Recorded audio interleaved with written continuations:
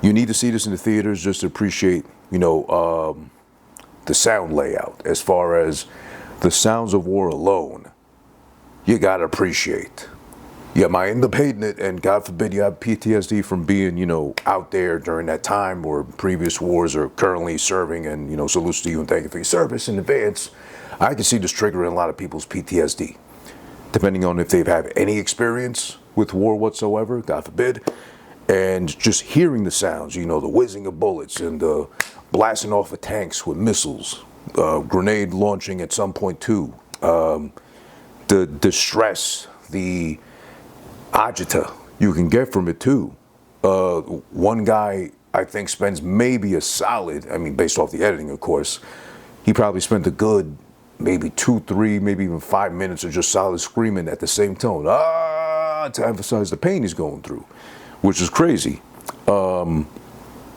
It's horrifying at some point too, and you never think the selling point could be the sounds of war alone, could be what really kind of just grabs you in the moment. It makes you feel like, God damn, I never want to go to war. And after this film, of course, at the very end, yeah, you get that feeling. I would think the very go-to normal feeling would be, shit, I never want to be in war. You kind of, depending on who you are, you kind of get enamored with the idea of, if I was in war, maybe I'd do this, I'd have to get desperate, desperate times call for desperate measures and shit. But then you see what they went through as far as their retelling of what they went through on that one specific day. And it's not even like, it was a whole course of time. No, it's like literally it seems like just nighttime into day. So maybe a span of, I'm just throwing it out there, I don't know, a span of maybe like 12 hours at most, all this shit went down. And it's a lot that goes down in, again, just guesstimating those 12 hours. It's intense, it's dramatic, it's grotesque, it's, nerve-rattling, nail-biting. You're gonna make it out of it alive. Some of them do, some of them don't. And even the ones, some that do make it out alive, I guess they probably wish at the moment they're going through, with their legs still attached to them, but barely, by kind of, think of it like the meat you hook and dangle from like the ceiling of like a butcher shop, a meat shop. That's kind of like how these guys' legs felt at some point too. And I'm surprised if they kept, let alone both, one leg sort of intact enough to be like, shit, I'm never gonna wear shorts because, I have no leg meat basically dangling off my bone. It's a lot to take in, but it's not like beating you in the face with like, this is war, war is a big no-no, and it's not like, war is disgusting and this is what happened. No, it's again based off what happened to a platoon of Navy SEALs on that day, November 19th, 2006, in Iraq, what they went through, the horrors they went through in a very brief span of time. But while it happened, it does make it seem like forever. Like, what I really love about the movie is you get the vibes of just, it might be a stupid analogy maybe, or just so how simplistic I am in the approach, but it felt like a real life Call of Duty mission brought to the big screen. Like if they ever did a Call of Duty movie, God forbid they don't, because we got enough video game movie adaptations enough already, as is. I could see that being a perfect example and or a blueprint of how to make it feel. Now, of course, it's not to say like, or diminish the fact that these guys went through that shit and say, oh, that'd be a really cool video game. That looked like a really good movie. The way you told me that story, random Navy SEALs platoon guy that lived through horrors of fucking war in Iraq in 2006. No, but I'm saying it drops you in the middle of shit as it's going down. And again, it's one of those things where like it seems like forever going on at the moment, but it's really just a matter of like hours, minutes if you're lucky, kind of like that, right? This is all instantaneous, and the movie misleads you, which is great too. Besides feeling like a video game brought to life on the big screen, and you're there in like first-person shooter view kind of thing, going through all the motions and like the single-player campaigns of Call of Duty. It misleads you, and that was one of my favorite parts because it could start off, solemn and dark and just start off immediately with the story taking off where, the worst happened on the least expected time and just draw it out that way. No, they approach it with some fun to mislead you and throw you off initially because they play of all things first The song, to be specific, what is it called again? Eric Prydz, Prydz, Call on Me, which I vaguely remember that song, to be honest. And apparently it's not that old. But they open up the film with, again, according to the memories of those that lived through this whole affair, they were watching the video. They were watching the video of, Call on Me, which I did my own research willingly on that afterwards, and I'm glad I did, because, man, that's a lot of ass in that video. They're all gathered around somebody's computer screen, or I think it was a tablet, whatever it was, 2006, who knows. They're all gathered around watching the video together, as, bros would. Boys do, I guess, but that also makes you question, the video is full of ass, and it's barely under 3 minutes, so I guess they had that shit on repeat or loop, because why not?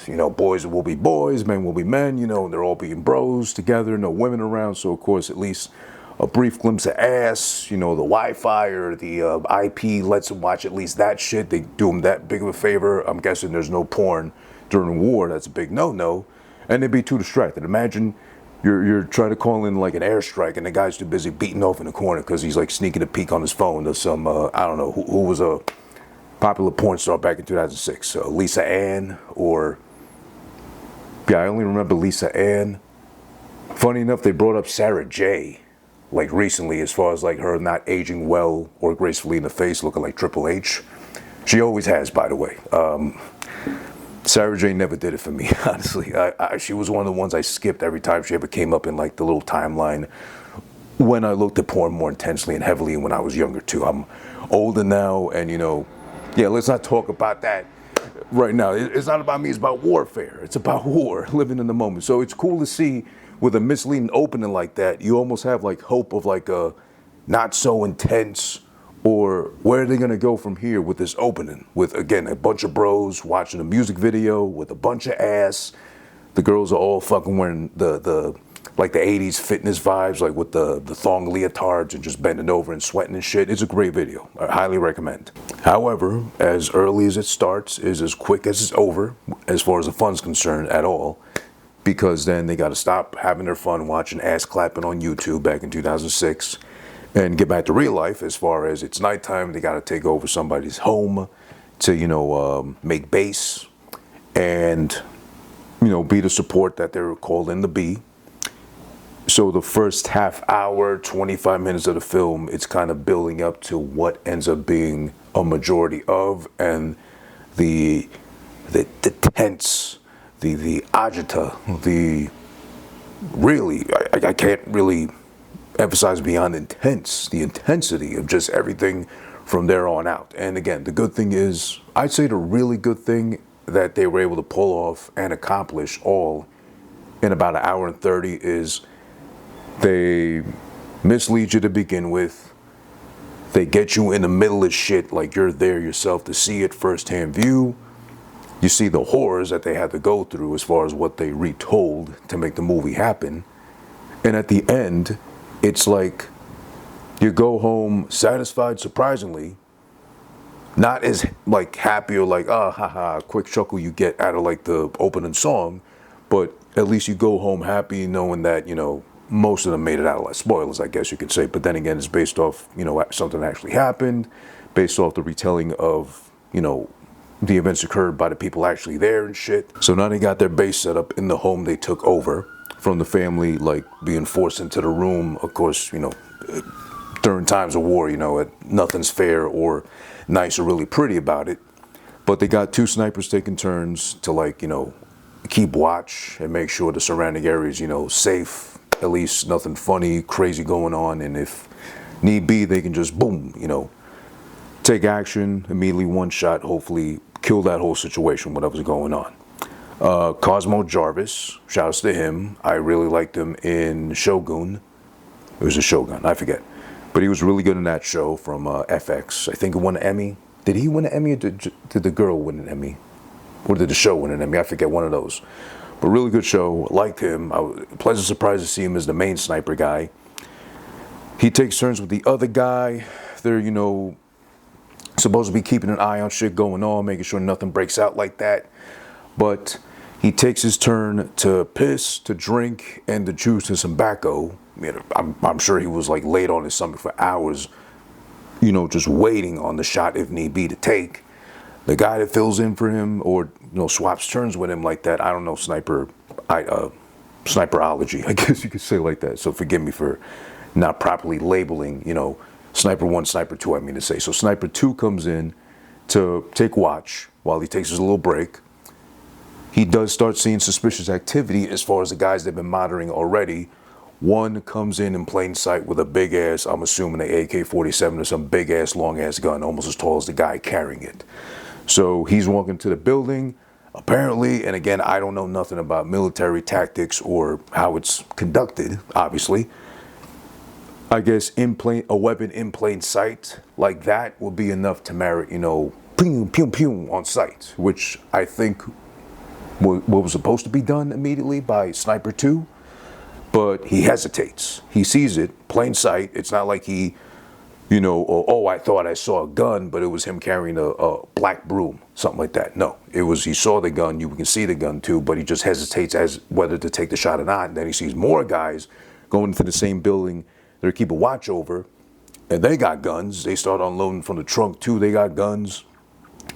He openly admits to the other guy that he had the shot, but he missed it. And they joke around saying weak, basically. He didn't take a shot when he should have. So he knew he missed his opportunity, and he unfortunately has to pay for it, and the rest of them too, by not taking said shot, because the guys they were watching over apparently had a feeling, had a hunch, or they knew already someone was posted, or someone snitched basically and told them, hey, there's a bunch of fucking, Navy SEALs over there, over yonder, that building, whatever the fuck too. At some point, someone throws a grenade at them. It ends up in their fucking den, their lobby. Boom, it goes off, of course. A lot of them are dazed and confused. A lot of them are just fucking stunned. Sniper 1, Cosmo Jarvis, has his hand, burned or kind of injured slightly, but he's still functional, able to carry on. So then because his hand is hurt, and because, they've taken fire or been attacked, I don't know the terminology, again, I've never been to war, they call in a tank to be able to send Sniper 1 off into the tank to get back to wherever the fuck they got to go to take care of him. But then this is where the movie really takes a turn for the worst, according to what happened to these guys for real, IRL. That tank gets blown up as soon as they try to take one step outside. Boom, the smithereens and shit. So now, not only they kind of dazed, confused, and kind of on high alert, tense already, some of them get blown to bits. I forget which one was blown apart, guts all out and shit. So this is the part of the movie, obviously, when, whoever said it was grotesque and kind of tough to watch. Yeah, it could be tough to watch. But again, you got to remember it's like a dummy prop, with the guts out like that. Not for real, somebody like that, God forbid. But it's really, I hate to say almost beautifully, but it really is kind of cleverly presented to you, because explosion, boom, tank blows up. I'd say one of the main guys that had the main focus on him, I think his name was Ramirez. I'm trying to remember. No, Ray. His name was Ray. He's the guy, I guess, calling in I don't even know what it's called. So again, forgive me, I don't know war like that, or army shit like that. Sorry, Navy SEAL shit like that. Excuse me, forgive me. He's the guy that's on giving the coordinates, I guess you call it. Yeah, the coordinates, letting people know where they are, kind of surveying the action and shit. He seems to be the main focus for a lot of it, because he really does go through the emotional spectrum as far as every kind of emotion possible. He's hanging out with the bros, he's chilling, he's happy, he's calm, as calm as you can be in the middle of war, obviously. But then that all fucking flips. He's tensed up, he's getting, caught in the moment, deer caught in the headlights kind of shit, doesn't know what to do. He's trying to help his buddy out who's practically going to lose his legs, but he's got to keep them, wrapped up, gauzed up as best he can. He's got to still give coordinates, call in fucking backup. The first backup they got blown in their face, literally. And now they won't send a second backup because they said, oh, well, the first one got blown up, so how do we know the second one doesn't get blown up? Which does make sense as far as who approves the backup to be sent. But then these guys are still stuck there, all because the first backup got blown to bits by the fucking Iraqis surrounding the area too. So what can you do? It's war. I mean, I know it's not like, oh, we'll send the second one, boom, that blew up. Oh, we'll send the third one, boom, that blows up. I get it. But who knows if and when it's going to happen. But that was the part that really got to me, as far as like, I get it, but I don't get it. And fuck, you're fucked either way, right? So now they're worse off now because the tank blew up. A couple of them die, blown to bits, like just demolished, turned into fucking human confetti with the guts all, you know, dragged all over the place like that. They gotta drag two of the guys. Now, Sniper 1, Cosmo Jarvis, now probably has no use of his legs. And the other guy, too, has it even worse. Like, he's barely got legs. He's got, like, meat sticks for legs, basically. He's the one getting dragged into the house, screaming in pain the whole time, holding that same scream for, again, like a solid, I think it might have been 3-4 minutes almost, just like, in the background. And again, like when they woke up from being blown up with the first tank, they're dazed and confused. You can hear the fucking, like, what do you call that? When you got the ringing in the ear after something really intense happens. That shit, it's just beautifully presented. And again, I hate to use the term beautifully presented because it's creative. It's like, I'm assuming what you would see if you was in that moment yourself, in war, God forbid. We don't need that now. The tariffs are fucking taking a toll enough on us, you know, and hitting us where it hurts most, in the goddamn wallet. Ow, my sciatica. But, yeah, that one guy screaming the whole time, he's like, just a mess. He can't take it no more. Sniper 1 is dragged in unconscious, Cosmo Jarvis. He eventually wakes up, and as soon as he does, he's demanding morphine, which I had no idea they're allowed to carry on them like that, but does make sense, I guess. Demands the morphine. Here's a pleasant surprise. I didn't expect to see him there, but I confirmed after looking up the cast, and oh yeah, it's just, Michael Gandolfini. Rest in peace, James Gandolfini's son, who's an actor as well. He's doing his thing.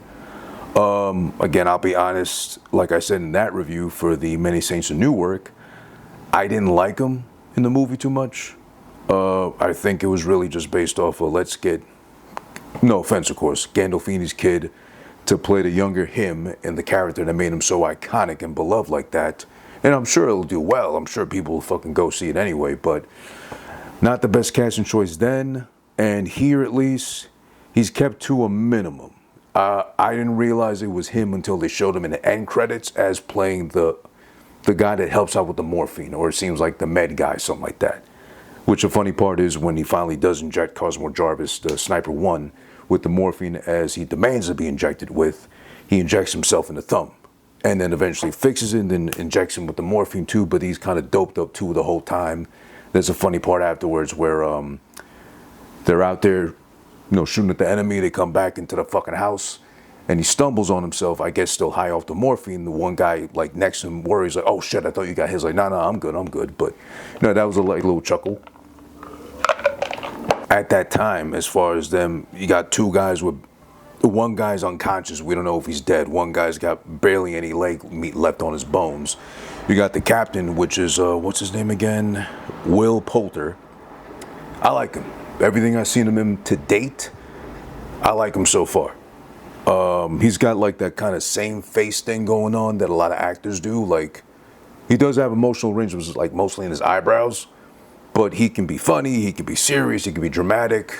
I like him. He's got a lot to look forward to career-wise, but he's the captain, the lead guy in this shit. Again, I'm sorry, I don't know rankings like that.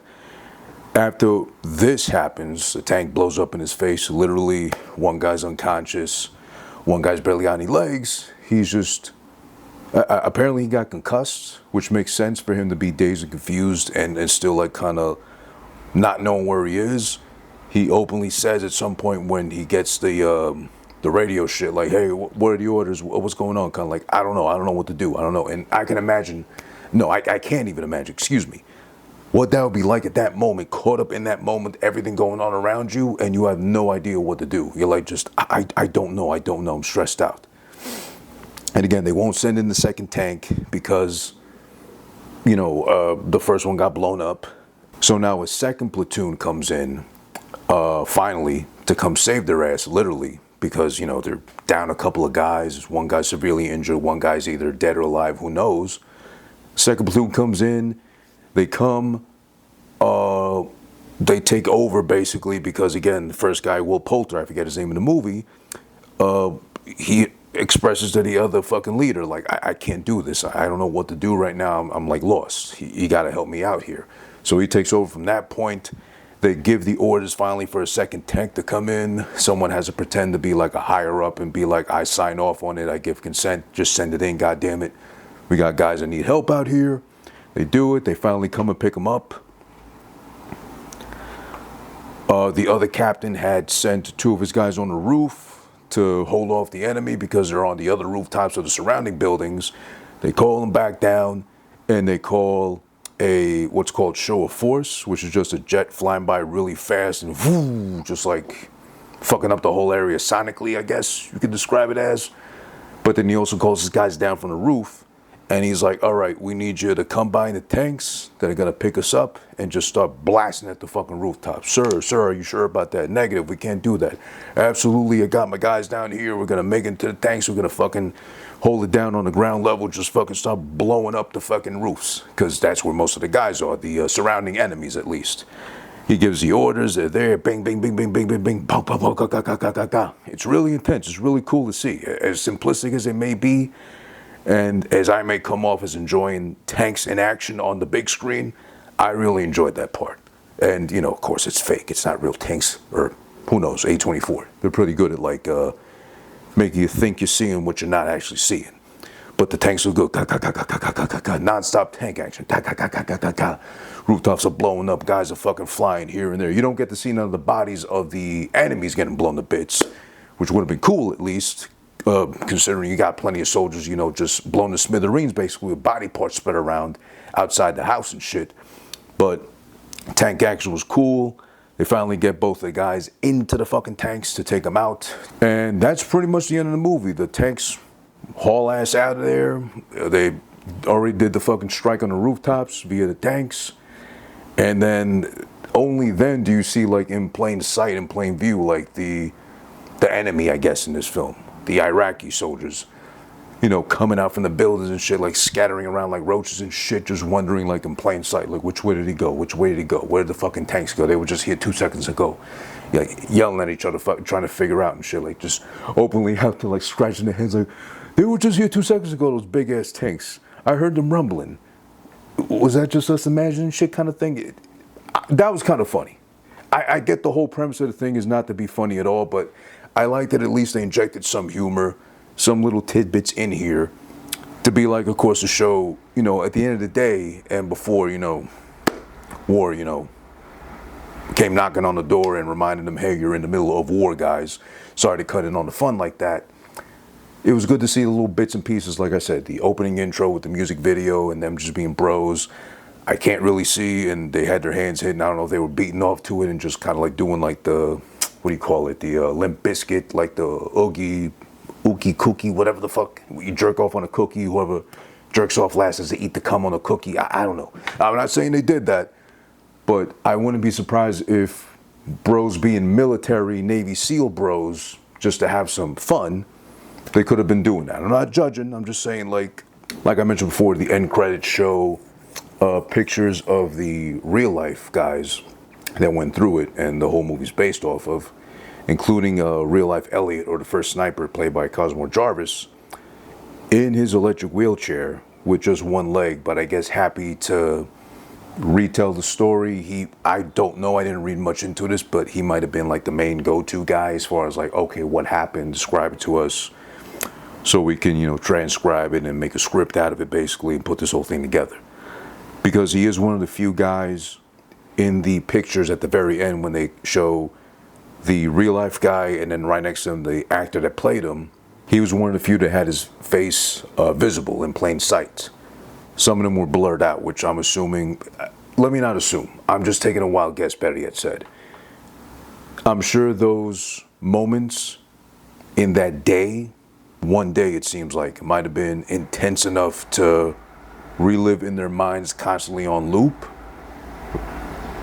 Lest we forget, they really probably don't want to see that on the big screen. So they probably, maybe, again, I don't know. Maybe they gave the consent enough to be like, okay, you can mention my name. If Elliot said so, say my name. but don't show me on the screen. I don't want to be reminded. I don't want to relive that shit in my mind. You know, PTSD is a real thing, especially, you know, for all those that served. Again, thank you for your service. I get it.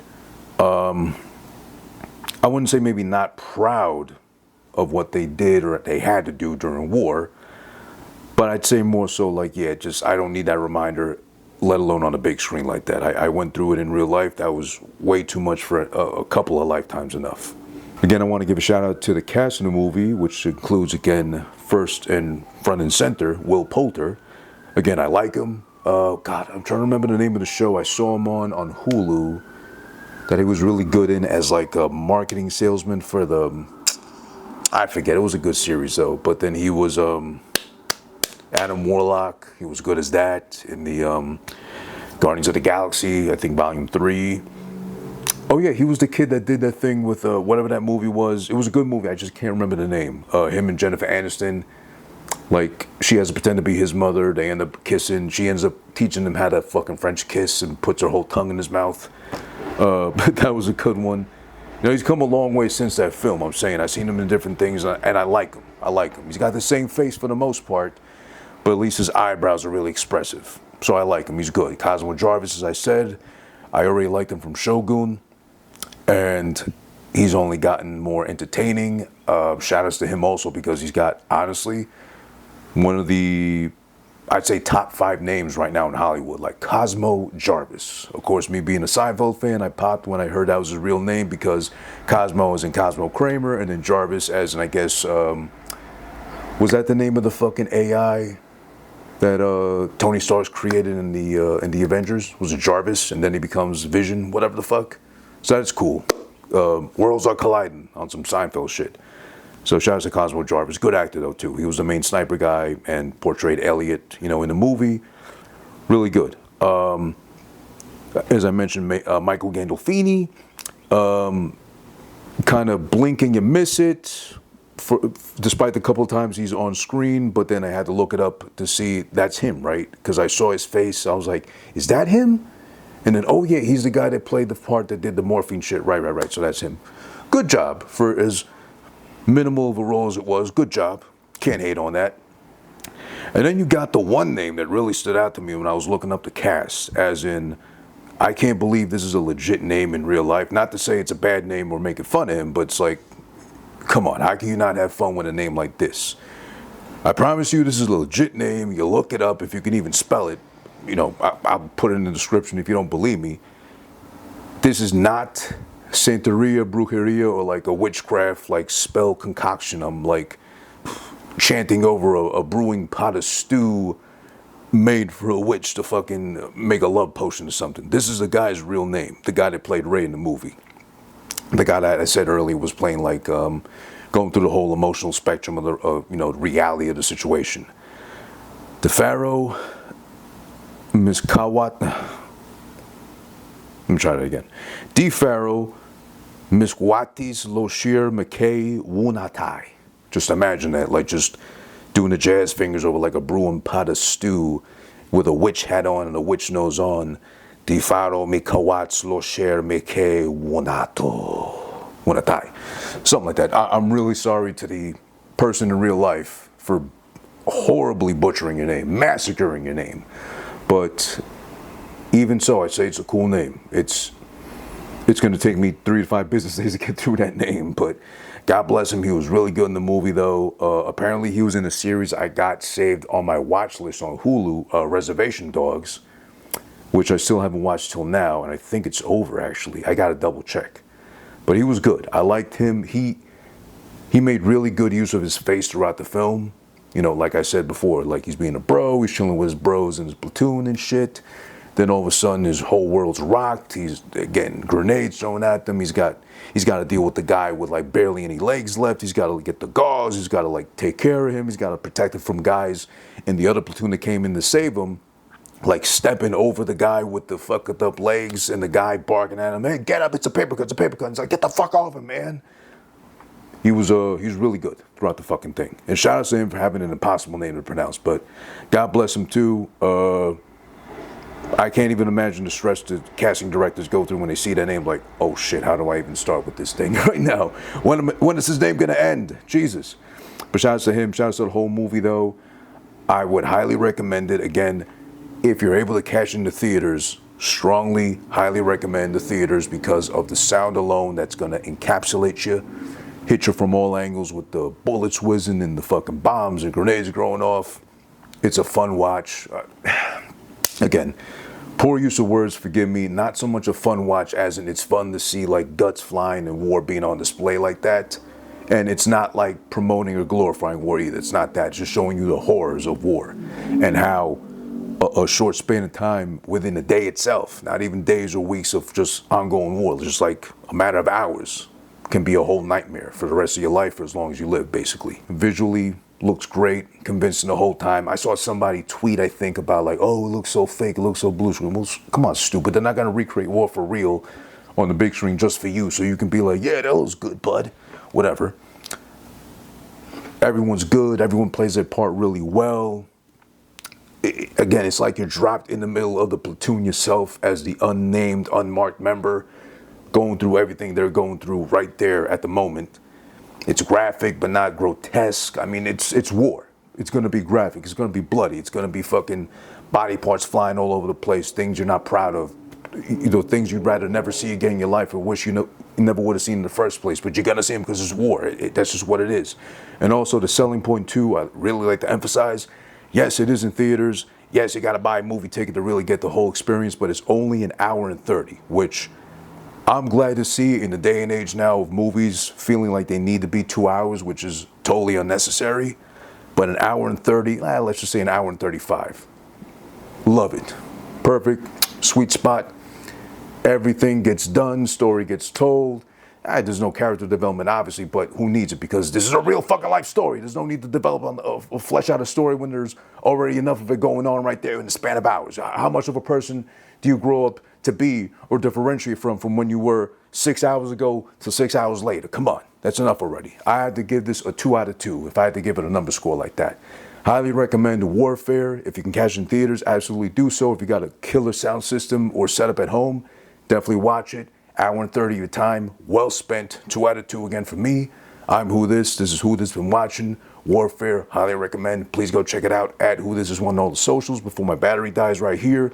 Yo, it's over. All right, it's over. It's over. Move the mic. Move the mic. Thank you. All right.